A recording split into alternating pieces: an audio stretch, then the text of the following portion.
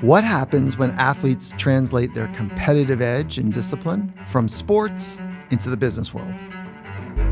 Everything we do, there's a cost to it. And to be great, there's a cost to it. And you can minimize that cost, but you have to be aware of that cost. My dad taught me something really young, and it was like these two things that still stick with me today. But he talks about attitude and effort, two things you can always control in your life. I have this great gift to galvanize people around things. My purpose is I can help inspire people. I can show people what effort looks like and attitude looks like. This category that I play in is $200 billion globally, massive. You would think we have the healthiest population in the world. I can control how I show up each and every day. Only I, know how hard I can work. To be good at anything, you gotta put time in.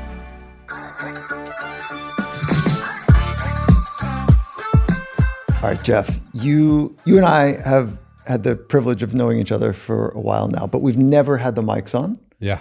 So this feels like a little bit of a treat for me. Yeah, it is, definitely.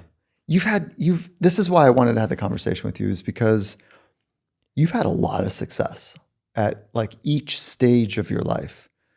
And I don't know if you can clearly articulate all the ways that, or all the variables that go into you continually finding success, or we're going to have to hunt around and peck around a little bit to figure this out together. But like, you've really done it. Yeah, I've been really lucky. Definitely the cards have fallen my way a couple of times and have had to overcome some things. But I do feel there are some things that have continuously put me in a position to be successful.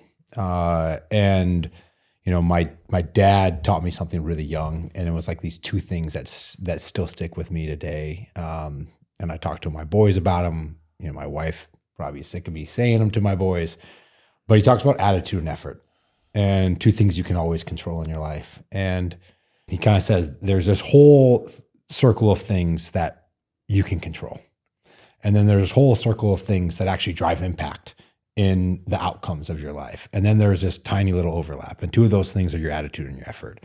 And, you know, I remember as a little boy playing sports and him telling me about them. I remember, in school, struggling in school, and him telling me about them. And they've really stuck to me of like, I can control how I show up each and every day. Right. And only I know how hard I can work. Right. And I think those are the things that, whether things are good or bad, that have been really impactful, that I remember those things. I remember writing those on my wrist tape, right? Playing for SC back in the day, right? Like when I would be down, like effort, you know, if I didn't think I was trying, like those are my guiding principles that I think have really helped guide me in a lot of my success, but also not allowed me to, right, feel sorry for myself or focus on things that aren't important. Okay, so for clarity, Gatorade Player of the Year. Yep. In the high school kind of days. You made it to one of the premier college programs, or football college programs in the country, Yep. USC, University of Southern California. And then you found your way to the NFL. Yep. And now you've founded or built a really successful company as well. So all right. And then that's just for context, for the background. Attitude and effort, those are pretty well understood principles that are important. Yeah. But somehow your dad did it in a way that brought it to the surface, and like you metabolized it in something that you're passing to the next generation. So how did he pull that forward? It's a really, I don't know, right? Like I remember it being part of a lot of conversations. There you go. Right. And there's like this consistency of message. And then it's really easy to point to almost all things in life around like, did you give it your best? Like asking that question. Like after a game, it wasn't a, hey, great touchdown. It was an effort question, right? And it was like always back to what could I control? Because, right, I can't control the outcome of the game, right? I can't control, how other things go, but I can control the effort and attitude I put into it. And so I think it was like this constant reminder of like, do you think you worked hard? Yes or no? Yes, great game. When you said yes and he watched you. Oh, yeah. Right. And it was not, you were not accurate. Yeah. Okay, this will not surprise you. My son is 16 and, like, hey, Grayson, how's practice? I don't go and watch. I don't feel like that's the right vibe. I might watch for a few minutes at the end so he knows that I care, but I'm not really watching. But then I'll ask him like how it's going. And if he's like, yeah, it was great, I had a lot of fun, or like, I didn't get this done, or I didn't, whatever his attitude is, we just have a conversation about it, or his insight is. And then, did you practice hard? And I saw him just not straining the way I know. Yeah. He's still in, let's call it the top third. Yeah. He's straining, Yeah. but not really straining. Yeah. Closing that gap between a 16-year-old's perception that, I'm working pretty hard, and like the absolute type of strain required to unlock something. I find it delicately personal. Like, you could crush somebody and you could at the same time, have conversations to help them really understand it. Yeah. So it sounds like your dad did not crush you with it. Like, son, you think that's hard work? Yeah. I mean, my dad was hard, right? But he wasn't hard at the same time. Like how did he balance those two? That's right. Integrity was big in my family. Right. So he talked the walk and walked the talk. And like watched how the effort he put into his life. So he worked hard. Yep. Okay. And, it was always like a lot of the conversations you would have would go back to like the attitude that you would bring to it. And like you can reshape most of the conversations and most of the tough points back to attitude and effort. Like, did you do anyway? So it's just, I don't actually know, well, bring a story forward if you can about like how he would demonstrate integrity. Oh man. This is young. So my dad is a beautiful pianist, which is like very surprising in all of this. Is he also a large human like he's yourself? A large human, played offensive line, right? Like he has a very kind of similar story glide path that I had. Oh, he did. And I remember as a young kid, like I didn't want to play piano. I want to be outside playing. Like I was the get outside and play all the time. And so, I remember hiding my piano books and saying, I don't have any piano practice. Right. And it was a pretty vivid conversation about not being honest. Right. And being out of integrity around that. And, it's okay to say you didn't practice. It's okay to say you don't want to practice, but it's never okay to like deceive, right? And be out of integrity. It's okay to not say you didn't practice. And so I think that's a pretty vivid memory in my mind around, I feel like that was like the first time I really did that with my family, my parents, and I like vividly or like of age to like deceive and just remember that was something I never want to be. Yeah. Right. And I didn't let him down for not practicing. I let him down and let my family down or my mom and dad down for lying about not practicing. So I think there's something that we all try to sort out. Like, how do we get over on things that, at a young age, and some people never kind of get out of it and they're still lying to themselves and to other people. But like, it's cool that you had that vivid memory that your dad held a standard for honesty and he didn't make you feel too bad, but you felt enough, in there that you're like, this is not how I want to be. Mm-hmm. Was your dad more interested in who you wanted to be or what you wanted to do? Ooh, that's a deep one. He was more interested in who I was going to become, who I wanted to be. Yeah. Right. Like it never mattered as a what. And I think that's super interesting. Like grew up in a family where obviously sports, but if I didn't play sports, it wouldn't matter. Mm-hmm. Right. It wouldn't matter to them.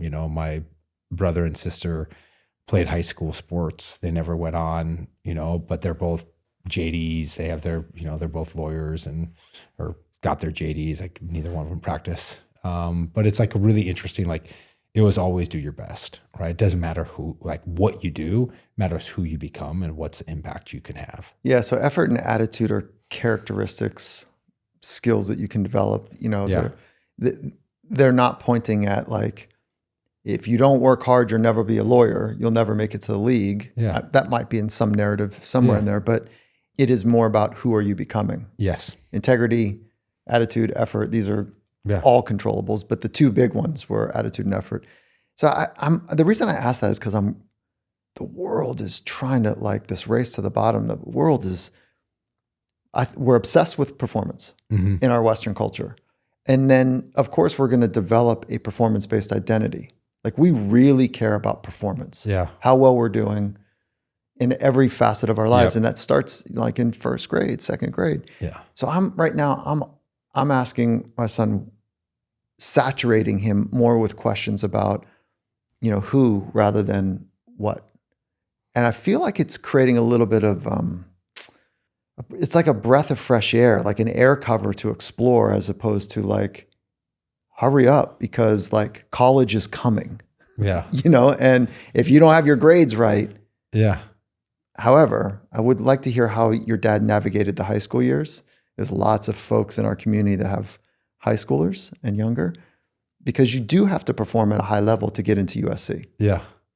And so how did he help, or both mom and dad, how did they help support that ability to really perform at a high level? Yeah, that's a unique one here. And when I think about my performance in high school, like, I was a gifted athlete, clearly, to be able to get to where I was. And I was a really good student. And being good at school was not optional in my family on there. So it was always put school first. But for sports, I think it was just, if you're going to do it, you're going to do it. And you're going to be in. And I just had this huge inner drive. Like, I grew up kind of in the Midwest watching this guy named Michael Jordan and watching the incredible things he did. And I was just really, really inspired to outwork people on the field, in the weight room, in all of these things, and be like Mike, right? And it's, I would say my parents never pushed my dream, but they definitely fueled it. Open that up a little bit. It was never, if you're gonna do it, you got to go to college, or why don't you play college football, or you should go play college football, or any of that. It was, what can we do to support you in your dream, in what you want to do, versus we want you to play football, go play football. And I think that's, to me, it was the support system around me, but never making me about football. I think that was if we fast forward, like, making sure there was more to Jeff than ball was a really important gift that they gave me. That took me a little while to figure out. I think for me, that's been really important in my life. That some people might say, burn the boats, burn the bridges, like, there's no turning back. That's the only path. That never worked for me. I always had this, not a hedge, but I would call it multidimensional. And it would allow me to, like, not be collapsed into one thing. And so how did they do that? I think just encouragement into all the things that I loved, and also forcing me outside my comfort zone. How'd they do that? Yeah. Like, I sang in choir in high school, which nobody would. It's like one of those things that I can always stump people of, like, random facts about Jeff. I sang in high school choir. And your big paws actually could strike some notes on a keyboard. Yeah, like, I sang. That makes no sense to me. Yeah. But you did play piano. I did not play piano long enough. It's like the one thing that I wish I would have stuck with, because it's such a beautiful, beautiful thing. And, like, I go home and, like, my dad plays the piano. I'm like, man, why didn't I just stick with it? Yeah, right. But we had to, like, it was like one of those things, like, hey, you need to do some sort of the arts, right? Like, because we're going to be balanced humans and respect a lot of people. Who were your dad's heroes? Ooh, that's a good question. I would say his dad probably is. Oh, look at that. My grandfather. And then I actually don't have that answer. So you said Michael Jordan. Yeah. would you put your dad in that? Like, Oh yeah, I would put like most influential people in my life, like my dad, Pete Carroll, Michael Jordan, right? Like people that shaped a lot of who I was. Like Jordan was like a very aspirational, inspirational person, and like just watch his effort and his work, and like I just fell in love with sports, and I wanted to play basketball. I didn't want to play football, right? Like because I loved the game of basketball. I just happened to be only 6'4", can't jump, and super strong, and that doesn't work. Better suited. And couldn't shoot. There's that too. And, and then my dad was a really good athlete, played collegiate football, but an incredibly successful businessman, and watched him make a lot of impact in the world and still do. And just like always think about how we can drive impact beyond making money. I watched him give a lot of his time back. I watched him, right, like in terms of like just fellowship and all sorts of church giving and things like that. That was really impactful. To like see a very successful person always find a way to give back was important to me. And then, I played for USC for 6 years during the heyday of Pete Carroll. And, really when I think about who shaped me the most into a leader of teams, it's Pete. Amazing. We're going to have a lot of synergy there. I know. Yeah. I mean, for the listener who doesn't maybe know this part of me, but I was fortunate to spend 9 seasons with Coach Carroll up at the Seahawks. You got 6 with him at USC, both winning programs, both breaking barriers that were extraordinary, still talked about today. And so, what a remarkable person who understands people really well. Yeah. Yeah. And so what are some of the things you learned from Coach? Oh man. Coach showed up the same every day in my eyes. And that consistency from a leadership perspective is incredibly important. And I kind of see that as his attitude, right? Win, lose, draw, you knew what you're going to get, right? And it didn't matter. And Pete was Pete, and he showed up like Pete. And I've had coaches I played for that you didn't know what you're going to get that day. And it's really hard to follow a leader like that. And also Pete really cared about the people. And I think there's a lot of leaders in business. There's a lot of coaches that might air quote care about people. But what I saw is Pete believed he had an obligation to impact people, his guys, in a positive way. Like people coming from all walks of life, right? And he's changed, redirected a lot of young men's lives for the better.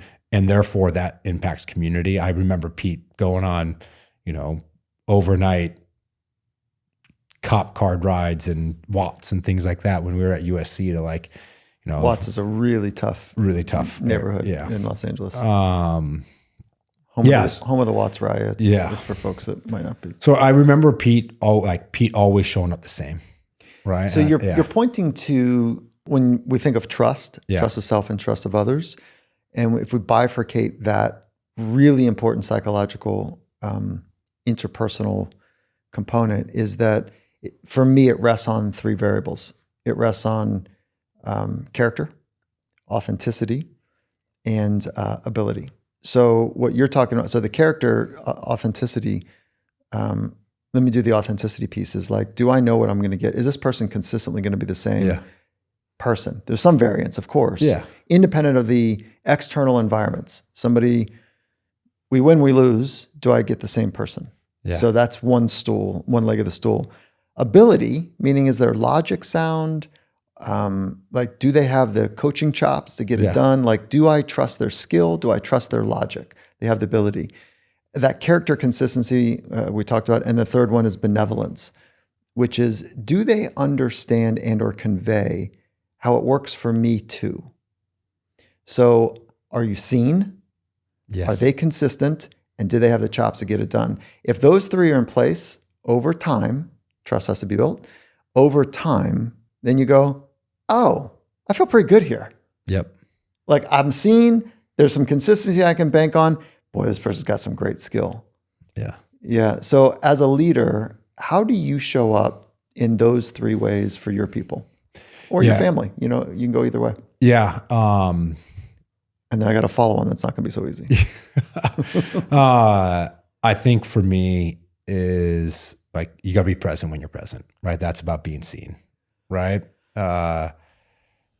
And we all struggle with it, but like, you got to make eye contact with the people you work for. You got to genuinely care about what they do, and you got to show some acts of gratitude, right? It can't always be around work. For me, like this acts of gratitude, like thanking people and doing little special things, just like the personal touch goes a very long ways.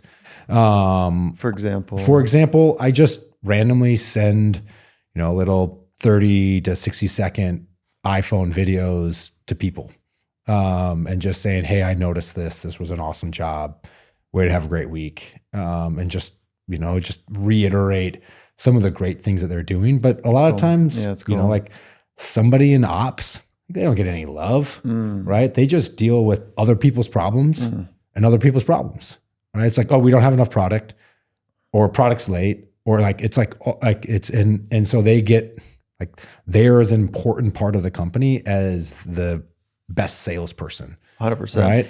Do you operationalize that? Meaning that like every other Monday, or is it more organic? Like when you catch some interesting news or you see something and it's organically planned, right? Like I make an effort to do it. You value it. Right. So it's not just like, oh, I'm randomly, Joey did a great job, I'm going to email Joey or send him a video. It's, hey, who am I going to talk to today? What am I going to make sure I spell out on it? Cool. And it's just like, and it kind of creates this muscle memory. It becomes a habit, right? And then you notice you're doing it in other things. It's like, oh man, I'm just thinking about you. Like I really appreciated what you did for me, right? Like it's this act of gratitude that I think is kind of part of like our people being seen 100%. On there. And then for me, it's just like, I know who I am. Like I'm really proud of who I am. And so I show up that way. And when I don't show up with energy, with passion for what I do, I don't like that. Right. And so I don't know. So like, I know who I have to be. And sometimes it's harder to be that because sometimes it's hard at home. Right. Sometimes I've been on the road and it's like, man, do I really need to go back to LA or do I need to go? And it's like, no, this is a choice. Everything's a choice. I'm making this choice. So I get to choose how I show up. And that's back to like, you get to choose your attitude. And it's like, I want to be, right? I want to be the guy that is always working, that is upbeat, smiling, high-fiving, right? Loving what we do and making sure we can tie things back to the vision and impact of what we do. Like, why are we doing the things? Like the purpose behind me being in the building or Momentous being in existence. I was hoping you would be able to articulate it this clearly because that is, Jeff, since I've known you, that's how you show up, and that can last a little bit. You can fake people out for a little bit, I don't know, a couple months maybe, handful of meetings, but it's the consistency that what you're talking about that's really hard to fake. And if it's great, so you say, well, how do people do that? You answered it. I just know who I am. Obviously, there's going to be a follow on there. Like, okay, well, what do you recommend the work to know who you are? Like what does that bit of work look like? But let's pause that. Yeah. But I just want to I'm like, yeah, very cool that you understand it. You can speak to it because you're consistently doing that. And I imagine your people feel it and they're like, I don't know why it's great, but I love working here. Yeah. There's something about the way that you're conducting yourself that's going to create a ripple effect. Yeah. And the last one is like knowing the skills. That just takes effort, right? To know the skills. Yeah. Right? Like to be good at anything, you got to put time in, right? And like, you just got to do it. I don't know, like, how did I get great at business? I just drank from the fire hose. Like, I remember right after the NFL of like, I don't know what the hell I'm doing. And I'm going to fight and not drown. And it's just like, and you slowly, and you just grab this piece of information and then you go ask for help. And it's like, probably also like, how do you get great at skills? Is like, you have to have a lot of humility and you got to ask for help a lot. Right. And that's one of the things I learned. I was like, nobody expects me to know. Why should I? Is my ego telling me I need to know? Or what is this? So it's just like, I don't know. Let me go talk to somebody who's done it before, or like phone a friend here. Like it's, to me, like the skills come and you got to put the time in, you got to have humility to be able to do that. But like, to be a great football coach, you're not born with it. You're not born, to be a great athlete. Like, you might have great physical, right, prowess or whatever, but like those things take time and they take a lot of effort to get good at. And you just got to put the time in to be good at anything. Same with leadership. Yeah. Same with entrepreneurship. Yeah. Like, this is not a born trait. You're not born with a certain set of capabilities. You've got to dig deep and to refine them, to bring them out. If you shine them up and bring them out. So, okay, I didn't realize you're this much of a systems thinker. I didn't know that about you, that you just walk through almost step by step it's almost like you did a drop down menu for each of those 3 verticals and you hit 2 others that would support the one. So under benevolence and under character and under skill, you're like, oh, it's asking questions and doing the hard work and, swallowing your ego. Like, what's going on there? Like, be humble. Like, that was 3 actually. Yeah. So I didn't realize you were a systems thinker in that way. Yeah. I don't know if I would ever associate myself on that. And I think some of that is like, probably some like, I sometimes feel like I have imposter syndrome, right? Because I where I'm at, I'm like, should I be Do here? I have any systems? Yeah. Do I have any systems? Yeah, right. And my co-founder in the business is incredibly systems oriented. And a lot of that is rubbed off on me. She's a former McKinsey, consultant, very classically trained. And, I was trained, I went to USC and then I played in the NFL. Right. And so my thought process is not always linear.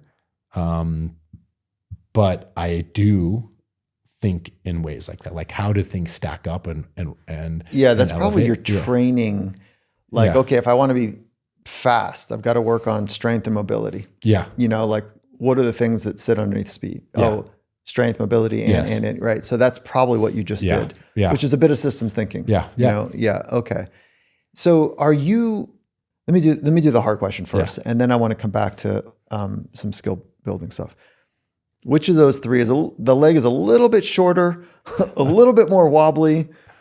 I think I can always get better at my skills from a business perspective. Like, the ability piece. The ability piece, I think I can always get better at that. But I actually think I'm at the point of like diminishing returns.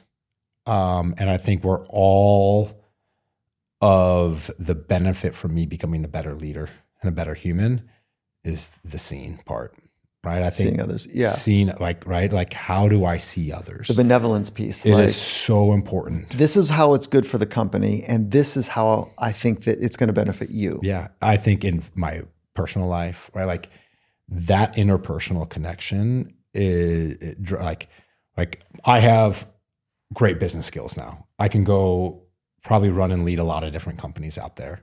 That's not a challenge for me, right? Like I've learned those. And to get, like if you call it like I'm in the 99.9 percentile, to get 0.01 more would take an immense amount of effort, but not have a very big impact.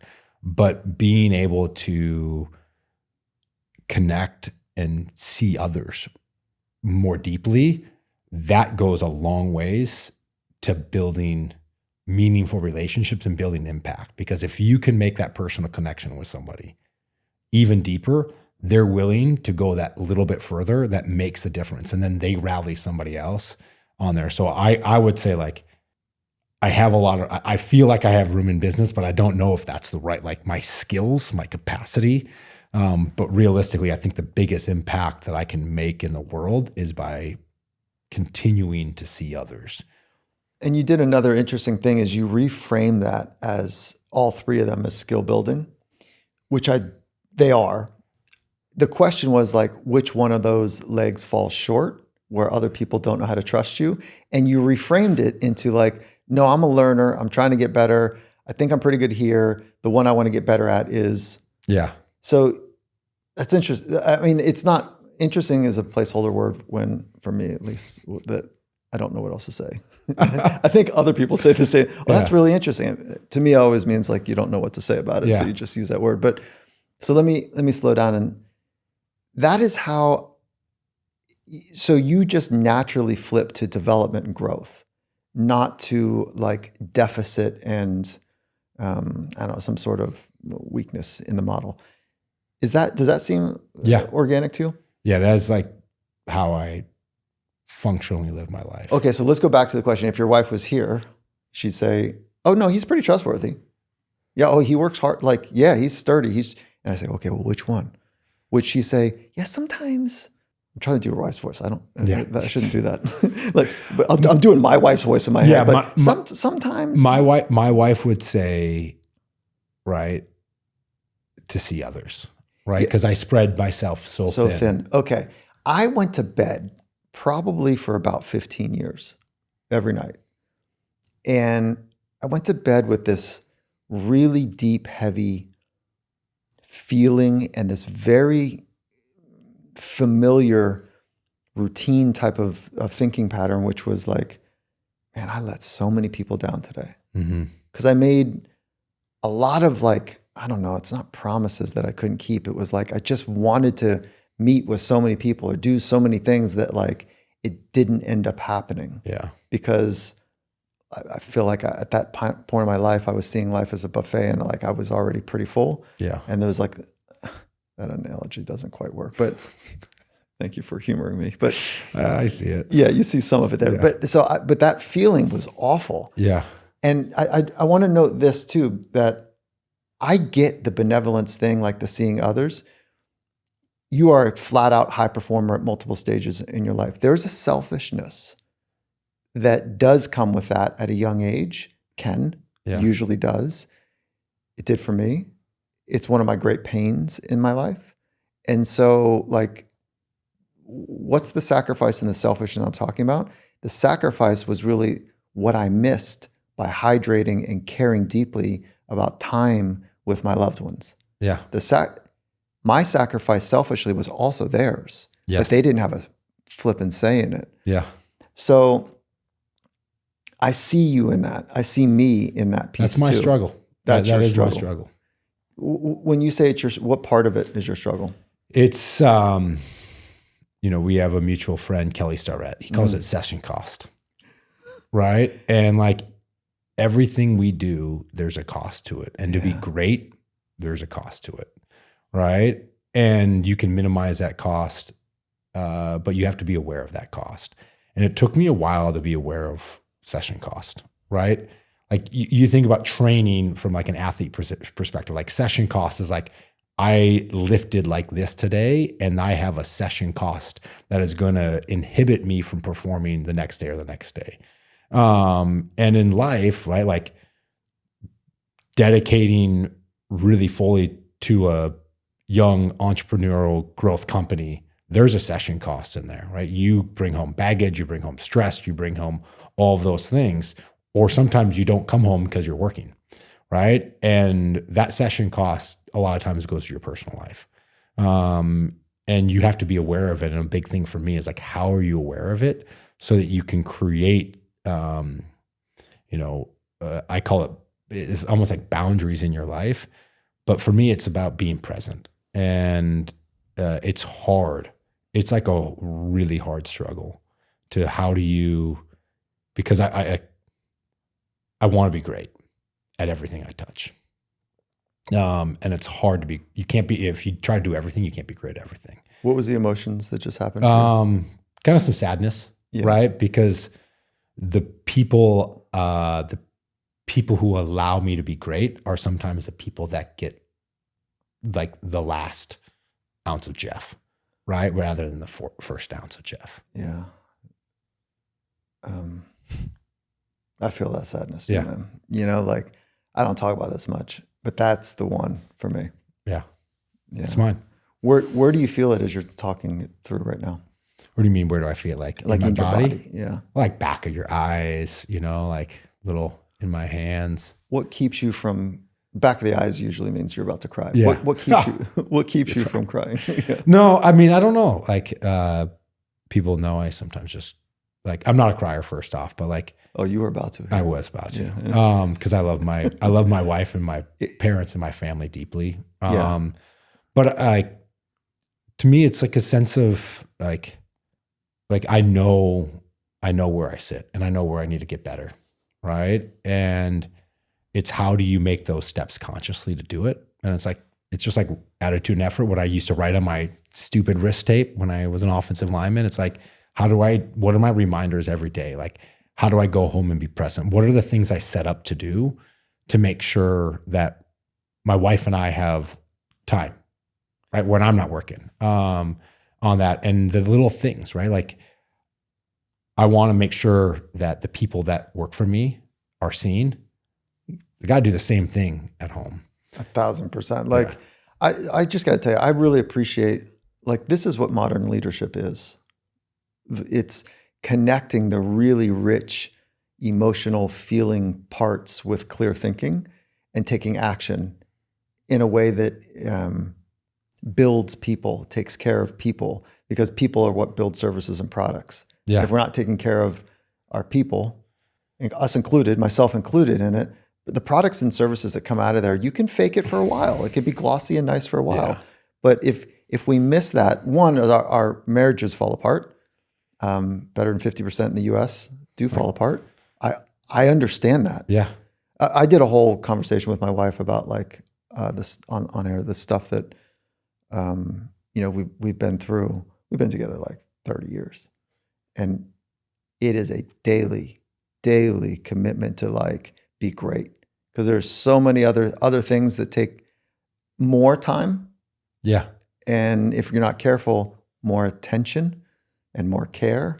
And that's the sacrifice where I feel all of the sadness of, here's a small example. When I was in graduate school, it was great. I was doing my thing. She was doing her thing. We both had an agreement, like, let's go get it in our respective fields. And I was in the library, in a dark corner of the library where the sports psychology journals were, until they were kicking me out. I read every sports psychology journal at the time. And so, like, that really set me up with a great platform on research and applied research and like how it works. But the amount of time that I wasn't home, oh my God. And that's just one small example. Yeah. That was 30 years ago, 25 years ago. So, and. So, yeah. When we think about practices, here's a practice I have. I'd love to learn one from you. I'll share one if you will. Mm-hmm. Okay. When I go into my sanctuary, so the garage door opens up and I'm going to walk into my sanctuary, my home. Phone is off. I've got to take a moment. Whatever I have to do in my car or before I cross the threshold to go into the house, that I take a moment so I walk through that door, just like you would, go through the tunnel, like there's a threshold moment on the field or whatever kind of field to play is, or when you put your helmet on, wherever that moment is where you're like, let's go. I don't know when the game started for you. Usually it doesn't start on the whistle. Usually for great athletes, it starts before the whistle blows. I call it 3 starts to every game. Yeah. But so that's a really rich practice for me to be a great husband, great father, is that threshold. Yeah. Oh man, I honestly don't think I have a great practice in that. And that's probably right. Like, I'm inspired. Oh, you now. Like that one? I do like that one because I will say, like, as Momentous and my career has grown, I've gotten better, right, at setting boundaries, right? I don't believe I struggle with the word balance because I think balance is misleading. I don't get it. But there needs to be some boundaries, and what you just said is boundaries. It's like, that threshold. That threshold is real. Yeah, it's really and like, when I bring home work, it's never a good thing. Right. Mm-hmm. And that doesn't mean I don't talk about work. It just means I need that break. And so, like, I don't have a great one. Try that one. See how it goes. Let's stay in touch with that one, because like, I feel it's so simple, and you've practiced threshold crossing. Yeah. 100%. Like a lot. Yeah. And so, and like, think about, I think you mentioned that, your family had Christianity as a background. You don't walk into that sanctuary on your cell phone. Never. Right? You're like, you actually, there's a practice that they set up. That is actually powerful. Before you walk in Touch his holy water. Yeah. Just do a sign. Do Yeah. a sign. Show everyone that you're kind of getting into the zone here. That's really an interesting thing that I've never took or thought about from sports is right. There was always, and Coach Carroll did such a great job of like, every time you walked in the field, right? I'm in, right? And it's like, it's this mindset of like, how do you check in to go into a different route? That's right. Right. And, that I never, that I've never brought into my work life. Cool. That'll be a fun one for you. And I think it's important because like, to me, like I think about where I have the greatest success. It's like on the weekends, I rarely use my phone anymore.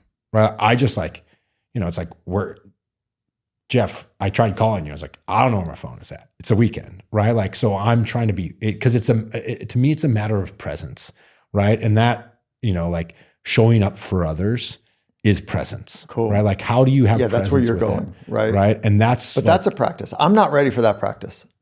That you just kind of up my threshold, silly ante, to like you put your cell phone down on the weekends. I mean, sometimes I don't even know where it's at.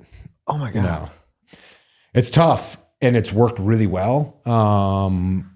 It's worked really well for me because then, like I'm there for my boys. Like man, my 8-year-old, my middle boy, right? The other day, maybe it was like 3 weeks ago. He's like, "Dad, how come you're on your phone? Can't you just read books with me?" And I was like, "I'm reading on my phone," and he's like, "It's not a book." And I'm like, you know what? A kid's saying like, that's right. He's right. calling it. Right. And he doesn't even know. He's just like, he's calling "Hey Dad, I'm sitting here reading a book. Why aren't you reading a book?" Mm-hmm. And I could have been reading a book on my phone. I wasn't. I was doing work emails, and so, but it's like, that is right. And there's a quote that I read every once in a while that you made me think of, is like, your employees or your coworkers will never remember you leaving work early, but your kids will always remember you being late to one of their things for their life. And it's like, man, that is deep. And it's like, but it's like, how do you balance greatness here and greatness here? Because I'm going to be great at both. Like, I'm convinced. Yeah, that's it. So anyways, it's deep. I did 2 things with my wife when we had our son. You have 3? I have 3 boys. We have 1. I think it's easier with 1. I'm just saying. I don't know. It's just pure chaos with 3. Yeah. Zone coverage now. Yeah. So this was a really cool one. She wrote a page, I wrote a page, 1 or 2 pages, I can't remember. It was about the character and virtues that matter most to us. So we just get a long list. This made things so much simpler in our decision making. She wrote a list, I wrote a list, and then we narrowed it down. And we were going to do 4, 2 each. Like, these are the 4 character virtues that we want to really hydrate for our child as we're raising, a human. And we narrowed it down to 2. So we just circled, conversate, debate, whatever. And it's kind and strong.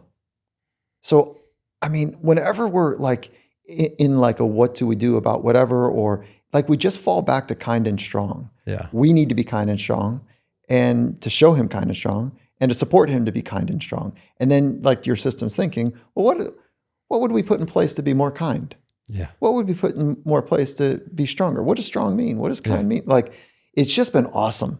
And so I don't know if that inspires you in any way. It does. We've, my wife was a collegiate athlete, played pro volleyball, right? Like very, like she's a better athlete than me. I'll openly say that, right? Maybe first time ever publicly admitting that. But she thinks and talks a lot like that. Right. Cool. And that's really important to her. And what we do as a family, and it is really the greatest calling we have. Like, the greatest impact we can have in this world is what our kids become. Oh, it's radical when you think about it. And it's cheesy at some level. So I don't want to fall into the cheesy. Yeah. It is so radical though. Yeah. Like, there's going to be a human contributing a lot.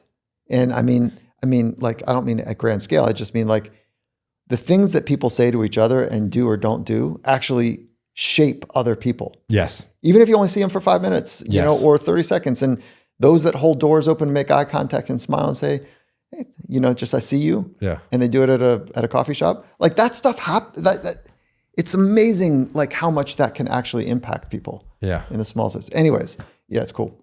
Yeah. That was, we can go down that rabbit hole. Let's go down the rabbit hole.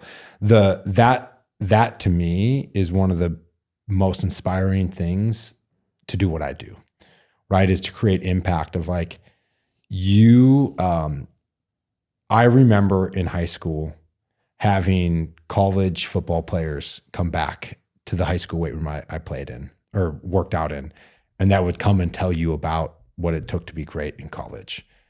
And remembering what that did to my motivation. And then when I got to USC, the platform that you're able to do and you're able to impact, the amount of people you're able to impact when you have success is magnified, and it becomes more and more of an obligation. A lot of people don't take advantage of that obligation. But ultimately, right, this world we call home is a special place. And it's what makes it special is the people and that personal interaction and that care and love for each other. And how can you create impact through those people is really, really powerful. And so as I've seen in my career of like playing in the NFL, like every day, every Tuesday in the NFL is like community week or community day. And you go in the community and you go volunteer, and you can go to an inner city school, or, you know, in Carolina, wasn't always it was who's your quarterback when you're there? Cam Newton. Yeah. And you could go and, right, I started a handful of games in the NFL. Nobody knows my name. You're right. I saw you just, right. Yeah, no, well, listen. But you could go in and there could be a third grader that's right living down, and you go give them a high five, and you might have changed that kid's trajectory. That's right. And that is impact. And that is like, because of my position, there was obligation to make impact. Now as a leader, as a company, I have the ability to impact how people go home and treat their families, and what is the impact they want to leave on the world. And think about business, not just in the sense of making money, but what are we here for? Because ultimately, people who are happy and healthy are thriving. Right? And thriving people create more happy, healthy people. And it's like, how can we create a culture? And really what Momentous, right, has like, part of what we do is we can help make people happy and healthy. Right? And it's like this really cool thing that I've been empowered of, like, what is my why? What is my impact? Can I make a bigger impact? How do I make those impacts in the world? Because we are, as a society, right, veering off in a weird way. Doesn't look good. And I believe that we as people with interconnectivity and thinking about each other a bit more can really drive change. And the people who work for me, I hope they go to I hope they go on to start companies. I hope they go to start families and like spread this, just like what Pete did. What I saw Coach Carroll do is like, he created this whole little system underneath him and influenced all these people that went back to their communities and definitely had a positive impact. And it's like, how can I do that? Can I do that? I am capable of that. Oh, I have an obligation to do that, right? Because I have something that makes me able to run and lead a company that some other people might not want to, but that is my obligation to give back. How did you come to have clarity on your purpose? What was your work? Oh, man. It kind of goes back to I would say my grandparents, my dad's parents, my grandma and grandpa, really showed how giving into a community can drive change, right? And I thought I was like the only grandkid that spent time with my grandparents. It turns out they spent time with every one of their grandkids, all 13 of them, right? A lot of time with them. And they were really lucky to do that, but they invested in us to show, right? Like I remember them, right? I remember going to a meeting with my grandparents, building the community library in the community they were in, right? And I remember my grandpa and my grandma starting an arts festival, right? Like, or being a part of that. And it's like, I watched them create this impact in their communities. And it was really inspiring to me to see what success can do and how success is actually just an obligation to make the world a better place. And so at a young age, I saw that through my grandparents because I got to spend a lot of time with them. And then it kind of just rippled through what my dad did, right? And then I got on this football train, right? And what is my purpose in life? And why am I here? And I have, right, like I have this great gift to galvanize people around things. And whether that I was born with that or I developed it, but for me, like my purpose is I can help inspire people, right? I can show people what effort looks like and attitude looks like. And I'm called to do that. And I'm going to show up who I am. And I would say what really ironed that out for me was after my true freshman year at USC, I started on that team and I had 2 hip surgeries. And it was kind of this, you're never gonna play football again moment. And I didn't football defined me or I let it define a lot of who I was. And it was this huge turning point. I remember calling my old man after my first hip surgery and going back for a post-op and, being like, football is gone. I was just told football is gone, crying, just bawling. And he didn't feel sorry for me one bit. He said, nobody cares, right? Like nobody's going to remember this part of your life, right? Only you will. And it was like, you went to USC for a reason. It wasn't to just play football for Pete Carroll, right? Take advantage of this opportunity that you have. And that to me was like, what is my purpose here is not to be a football player.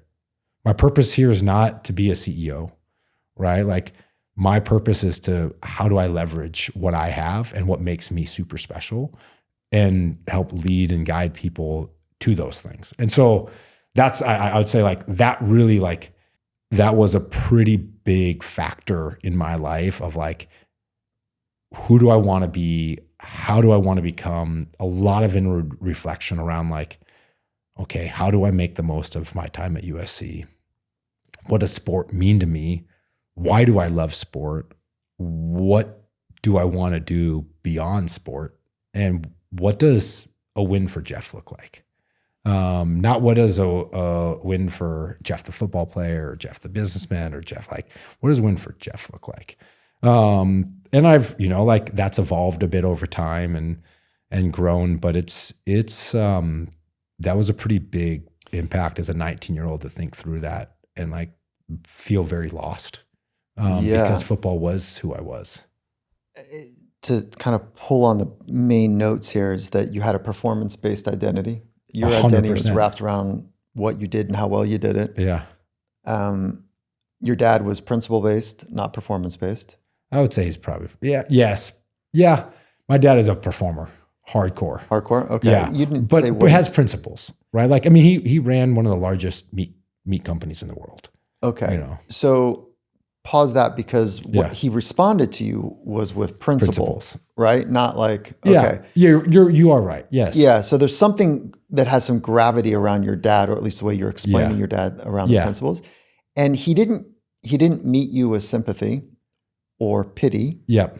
Or even all of that compassion in your story in this moment. Yes, Not that 100%. He doesn't have those, right? Yes. But he went straight to like, you're missing the big picture here. Yes. And so from performance-based to a crisis to principles, and then that set you up like, okay, what is the bigger version of my life going to look like? Yes. And so you started wrestling, and it sounds like you were just thinking it through. Yeah. And was it journaling? Was it thinking to yourself? Was it talking with other people? Yeah, I think the first thing I did was just, to me, silence and stillness is not a good thing. Right. And so because I think better and work better when I'm busy. Right. And when I'm doing, right. Like if I don't have, I thought you were going to say it gets really dark in there. It does. It probably does too.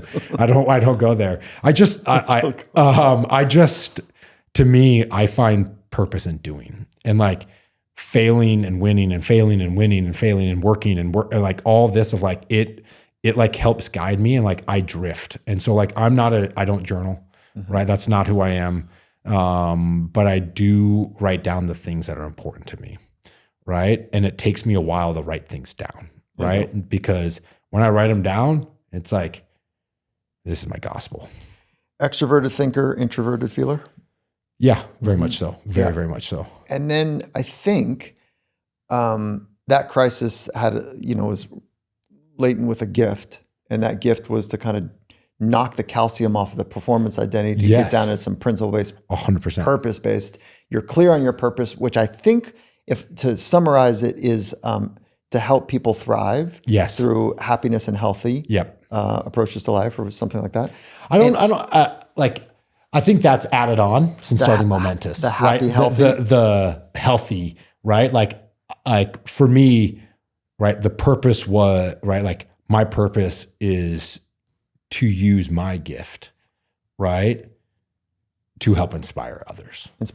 Right? Because Momentous is an offshoot of that, right? And like, I'm really passionate about health and wellness, and it just happens to be there. Like when I was 19, I wasn't like, I'm going to make people happy and healthy. It's kind of morphed into that.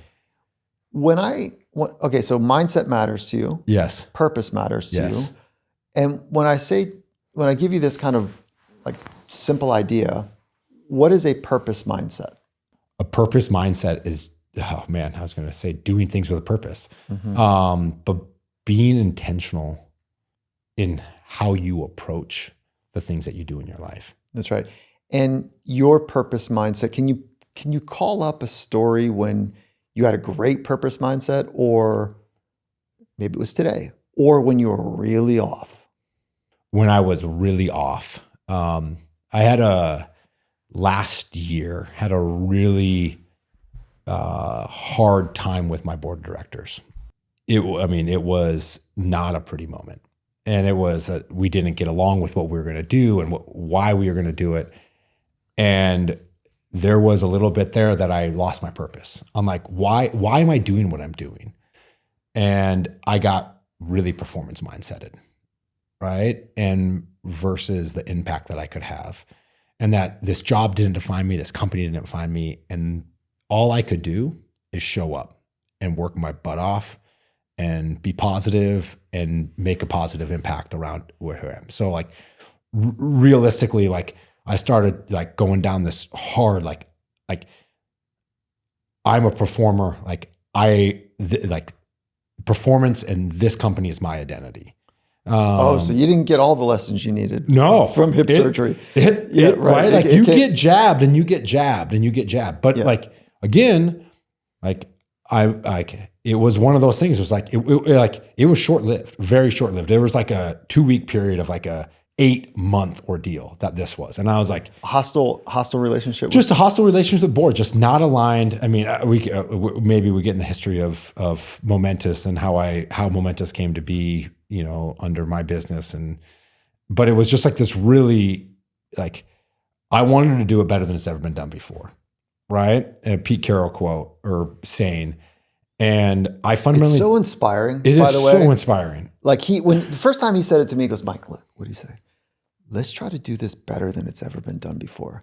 I was like, "You sound just like what's in my head." Like, like that idea, just to put it in that phrase, though, and that was his challenge to me, or his invitation. To me, not a challenge. It was an invitation. Let's try to do culture. Let's try to do the performance mindset piece. Let's try to do this other mindset, psychological part better than it's ever been done before. It was awesome. It is awesome. And, I just, before you go to finish your story, I don't want to forget this, is that you spoke to it earlier, and this is something you would have accidentally learned from being in the Culture with Coach, which was one of the things that he was exceptional at was finding what makes somebody special and then celebrating that specialness. So not just like thinking it's cool and like talking amounts with other people about how do we help this person be special. No, it was not that. It was like, let's find what's already naturally special and let's shine that. Let's put that person in a position for that specialness to be consistent in how they do themselves.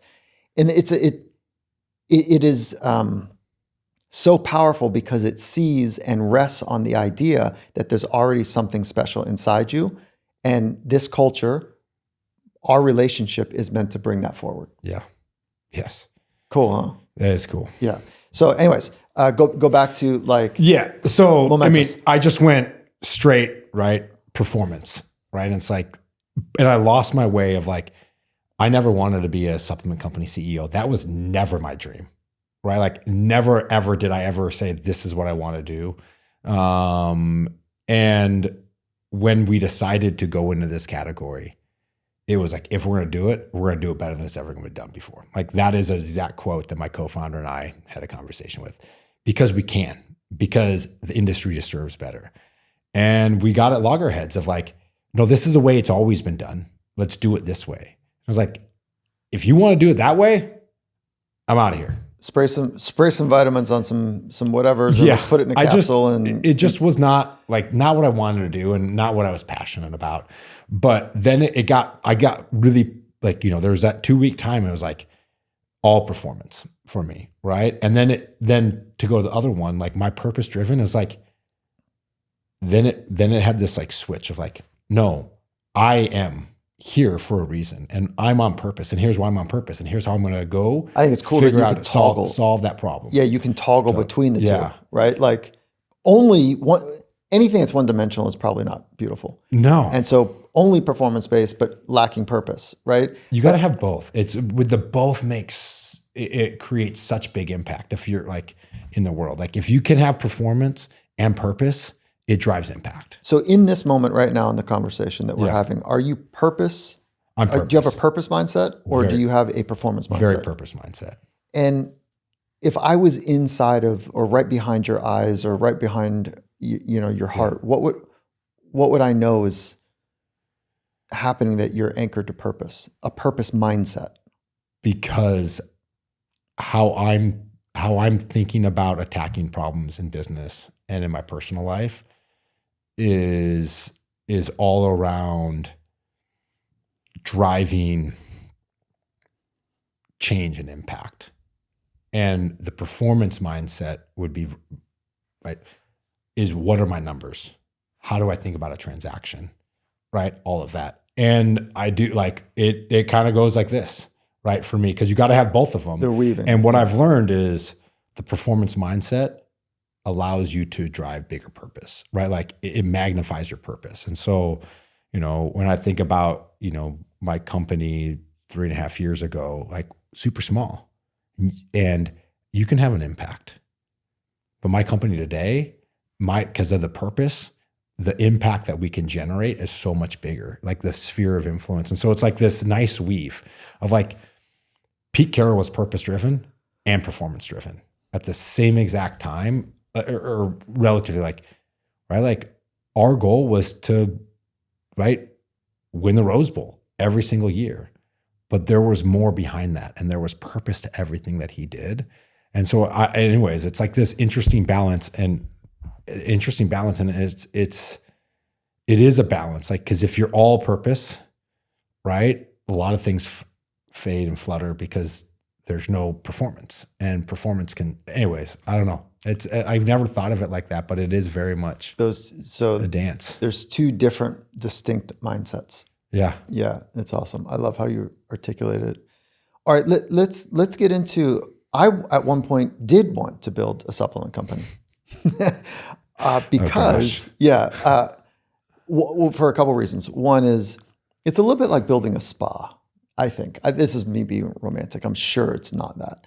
And I can't remember where I learned this from, but when you go to a spa, like everyone's really happy to be there. It's like a little bit of a treat, like people are coming in for something that is rejuvenating and wonderful, and they leave feeling even better, and like there's a vibe there that I was like, I want to build something along those lines, And then I don't even know how supplementation came in, other than like I wanted to build a psychobiotic. Okay. Like a gut-brain connective tissue. I think we've talked about this. Yes, yeah. And so when I saw what you were doing, and Kelly introduced to me what, and it just reminded me, I already knew it, but it was like, take a deeper dive. And I go, oh, he's going after single high-quality supplements, which I love. I know you got a multi that came on just recently? Yeah, Or no, we've had a multi for a long time. I missed that. Maybe I chose to miss that because like I fell in love with like high quality single grade or high quality single kind of ingredients that were beyond question about their quality because you have two of the highest certifications, at least that I know of. Yeah.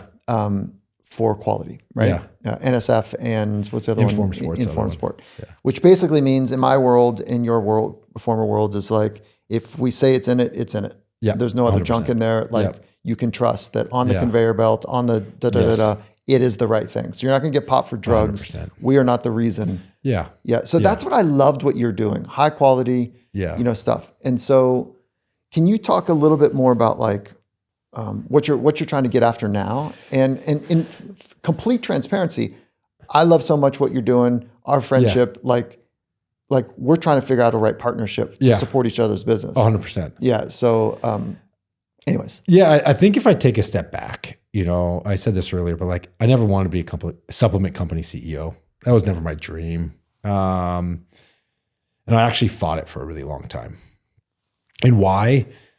Because what I saw in the industry was not who I thought I was, right? And I saw an industry that didn't have a lot of trust and transparency. I saw an industry that had a lot of confusion in it. And I saw an industry that just had a lot of players that I'm like, wait, this is for health and wellness? And what are we doing? And why are we doing it? And this is coming from somebody who's used supplements and nutrition their entire life, essentially, right? $1 million would be my estimate of how much money has been spent on me if you classify Gatorade in that category. And it is like, I just fundamentally think the category is pretty broken because of trust and transparency. Fructose sugar or syrup is a supplement? I mean, Gatorade originally was, right, electrolyte drink back in the day. Yeah. When you think about it, but yes, now how it didn't taste good. It didn't taste good. So they sweetened it up. Yeah, why not? So fundamentally, I think the category is pretty broken, right? And it's broken because of trust and transparency. And I think there's a lack of clarity, right? And that's kind of to your point is like, there are so many proprietary blends. There are so many, this does that or this. And it's like, I just, what I saw as an elite athlete was everything you did was purposeful, right? And the support staff you had around you, it wasn't like, oh, we're just going to do some back squats today because we feel like it, right? Or you're just going to eat this because maybe because you can, right? It was like, no, we're going to do X, Y, and Z. And like 32 grams of this and like. Yeah. Right. And here's the back squat rack that we are buying because it's the best. And it wasn't, you're going to do everything. You're going to do the things that drive the biggest impact for you, right? And address your limitations to build the foundation. So it wasn't like one size fits all. And then it was all around quality, right? By the way, are you still back squatting? What? Sometimes. Are you? Don't tell people. I know. I'm not loading a bar anymore. I'm a meathead at my core. Okay, sorry. I interrupted the flow. Total random tangent. Yes, I love to lift weights. Yes. And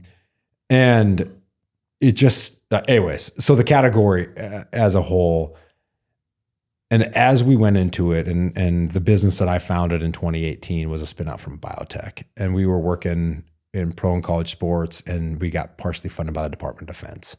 But it was a consumer biotech, really niche product. And we knew really niche product, and we knew we needed to expand, right? And it was just like, I did not want to go into supplements. It did not feel good. Did not feel right to me. Talk about that supplement. No, supplements in general. Like your niche product. Oh, it's called PR Lotion. And we've got, 9 clinical studies behind it. We've worked with Tour de France champs, marathon world record holders, top NFL teams, all of this. And it basically helps reduce acid in the muscle. And came out of biotech as a cream. You put it on. It's really, really innovative. But it turns out that unless you're going really, really hard or really, really long, it doesn't have that big of an impact. And, we had a really awesome run at it, and it's still around, and it still sits in its little corner, and it's what made us. And it's what really made us very different. And it's what inspired me that we can do the supplement industry better than it's ever been done before if we don't think of ourselves as a supplement company, if we think of ourselves as a performance company, as a performance for life company, how would we, if we were to create this again, do it differently? Who would we work with? How would we work with them? What would be the clinical research we would do? And also, do we believe that there needs to be a category of 400 products, or do we think there needs to be 30 products? How many do you have? About 30. 30 products. Right? Yeah. And I think part of the challenge with the category is it's this every single day the aperture widens. There's something new, some new product, some new this, some new that, some new mushroom or whatever it may be. And that doesn't help the consumer. This category that I play in is $200 billion globally, massive. You would think we have the healthiest population in the world. Right? The challenge is we don't, right? The challenge is what we're doing is not working. And it's because, right, the shotgun approach to health or supplements doesn't work, right? Just like the shotgun approach to, hey, I'm going to go train in the NFL. Like, you don't do everything. You do the things that matter to be great in the NFL. You do that, like, so. So you're right on the money with, like, you're taking the lenses through which sports science looks at developing and helping develop an athlete. 100%. Listen, I feel like we could go on and on and on. It is time for you and I to go get some dinner. Yep. And so, thank you. Thank you for, like, bringing emotion into this, some systems thinking, a bit of a revision about how you came to be so successful in your life, attitude and effort. Yeah. Thanks for bringing your dad, and thanks for having him. Yeah. It was great, and also, like, earnestly, thank you for building a product stack that I trust and use and enjoy. And there's just something about knowing that you're building it. And there's something knowing about you and your team are not faking the funk here, that you're really trying to do something meaningful for people that has real impact, health and happiness, happiness and health. I don't know if I got the order right. And so, thank you for making a difference. There's, obviously got a huge community of people that believe in what you're doing. Yeah. Thank you. And thank you for, exploring a partnership formally, that's something we can do for our community. Heck yeah. And so, I'm stoked on the whole thing, man. Heck yeah. Thank you. Thank you for the partnership. And, for that, I think we'll give the listeners something special after this podcast. We talked a little bit about sleep. Yes. So what we'll do is we'll give we have a 5 days of sleep, our sleep pack that we can give, and then 25% off. Yeah, that's it on. Yeah. Wait, hold on. Is the sleep pack because I'm clearly blowing it with my sleep pack? No, I mean, you're taking sleep pack, it sounds like, but you're not taking elite sleep. Oh, you're going to do the sleep pack. We're going to do the sleep pack. The little pack of 5. You get 5. We'll do 5 of those. This is your travel go-to. It's my every night go-to. Yeah, every night go-to. Awesome. And 25%. And 25% off. Awesome. For this episode. Dude, I love it. Thank you for that. I know your website because I'm on it a lot. livemomentous.com. And then we'll just make do what we always do. livemomentous.com/finding mastery. Yep. And then do you have it like a code or something that people can put in? It should be your normal code, Finding Mastery. Finding Mastery is our normal code. Yeah. We do. And I'm sure it will auto-populate all of that. Yes. Somebody smarter than me and you figured out how to do technology. Yes. Thank you for that. Yeah. Thank you for that. All right. So we're going to go get some dinner. Yeah, let's do it. Amazing. All right. Come on.